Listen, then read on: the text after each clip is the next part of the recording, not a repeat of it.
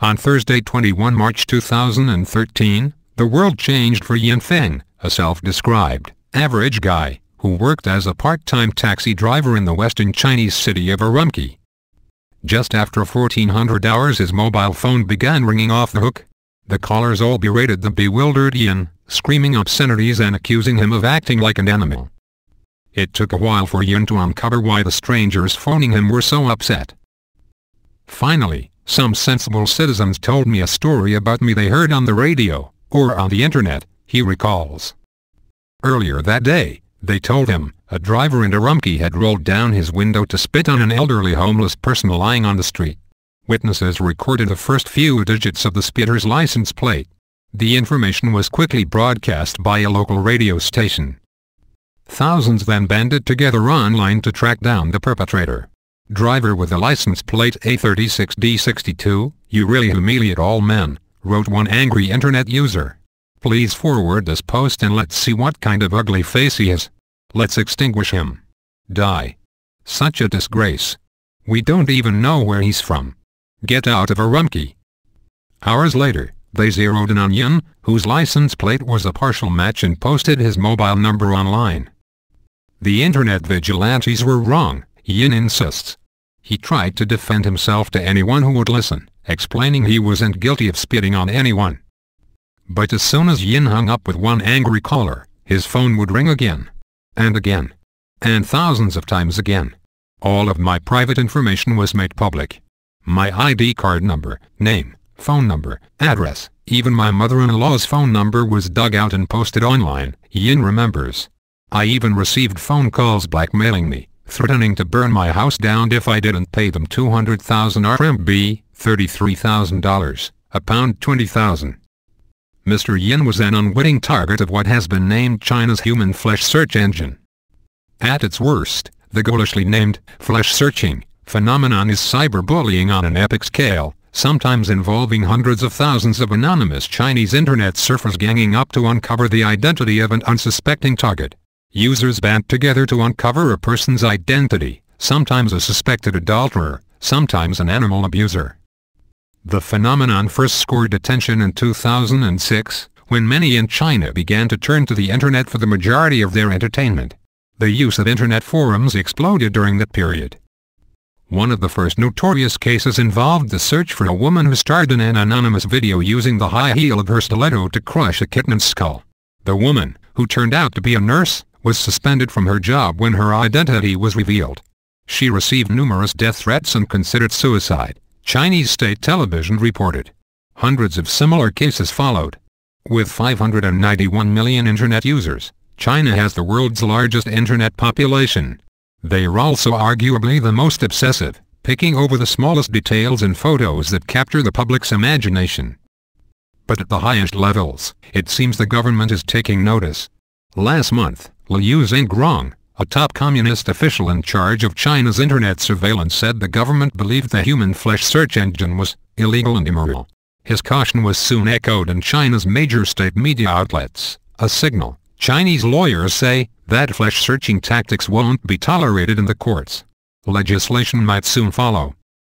But up until now it has been possible for anyone to find themselves in the crosshairs of China's internet forums.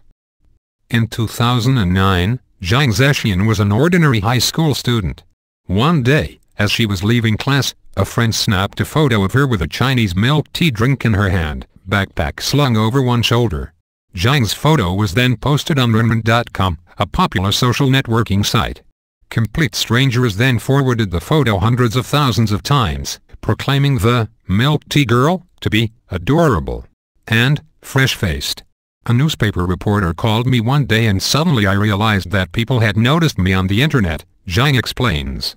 All her personal details were posted online. Years later, Zhang remains an internet celebrity. Multiple photos of her doe-eyed face are in regular circulation.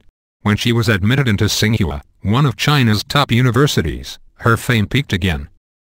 Sitting in a cafe near her campus, Zhang seems embarrassed by her unlikely rise to celebrity status. No matter where I go, people attempt to take secret photos of me, she says. People follow her with camera phones on campus and sometimes in class. Admirers have even tried to break into her university dormitory. Those who favor increased policing of the internet to stop flesh-searching cite cases like the Milk Tea Girls classic examples. When so many strangers focus their attention on a single person, some inevitably go too far. Skeptics might point to the fact that it's in the government's interest to rein in the practice, since the flesh-searching phenomenon has also targeted members of the Communist Party. The most famous case of political flesh-searching involves the Watch Uncle, a communist official in China's central Shaanxi province who was spotted smiling at the scene of a deadly traffic accident. Who was this man? Many wondered. They soon discovered he was the province's health and safety chief, a man named Yang Takei. Some also realized that in every official photograph, Yang was wearing a different designer watch, worth far more than he could afford on his official salary. Days after his smiling face first snagged attention, he found himself without a job. Since then, watch spotting has become an internet sport and watch uncles have been outed all over China. Some officials even attracted attention when their obvious tan lines indicated they had just removed their watches before allowing a photo to be taken. In small ways, the human flesh search engine is forcing communist officials to change their behavior. By using the internet to police the party, citizens can train their own government to obey the Constitution, argues Wazhu Lei, a scholar with the Chinese Academy of Arts in Beijing. They get criticized every day, and it will become a regular routine, he says. Before, leaders locked themselves up in Zhongmanhai, the government leaders' compound, focusing their minds on how to keep the people in sealed boxes without speaking or moving freely. I believe 11 Jinping's era will be more open. Even if laws appear on the books, Beijing might find it difficult to rein in the public's appetite for scrutinizing others. The internet is notoriously hard to control, even in China, where censors regularly delete blog posts and comments the government deems unacceptable. Some targets of flesh searching have already taken their cases to court, but it's hard to blame a single perpetrator. Months later, Yin Feng, the taxi driver, is still shaken by his ordeal. He scans the internet regularly for mentions of his name and he watches other flesh-searching incidents carefully. Attempts to report his experience to the authorities have not had much effect. Yin hopes the government will enact new laws to give ordinary folk like him power against internet vigilantes. Many years have passed since the internet became so powerful, he explains. If other victims' personal lives are affected like mine was, at least they'll have the law to turn to. If nothing is done, frightening things will happen.